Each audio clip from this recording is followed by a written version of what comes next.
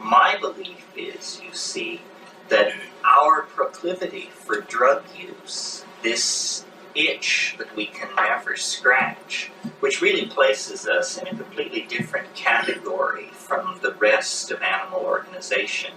And I'm perfectly aware that elephants intoxicate themselves on papayas and all that malarkey. But those animals that have preference for intoxicants usually prefer one or two.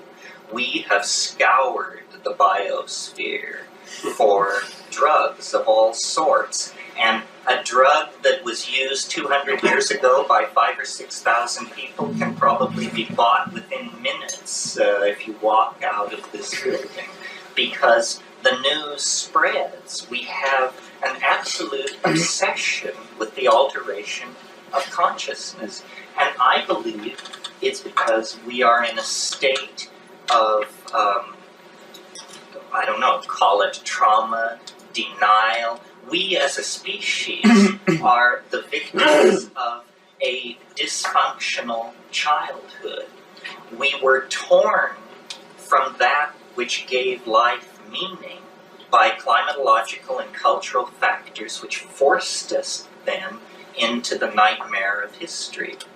And it is from that nightmare that we must awaken, or the lethal momentum of egocentrism is going to shove us right over the edge. The ego is like a calcareous tumor on the personality of each of us. This tumor must be psycholytically removed. It must be dissolved. Not that we must have no ego.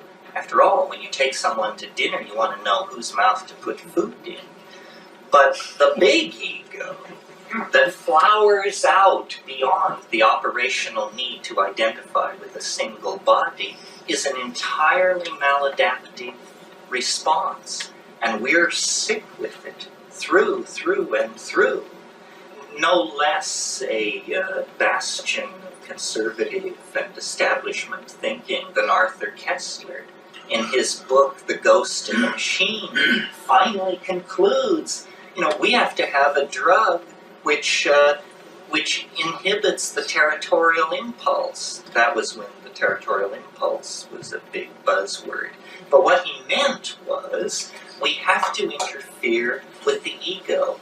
It's completely unnecessary. It's a burden to everyone who has it, and the collective impact of it is absolutely thanatoptic.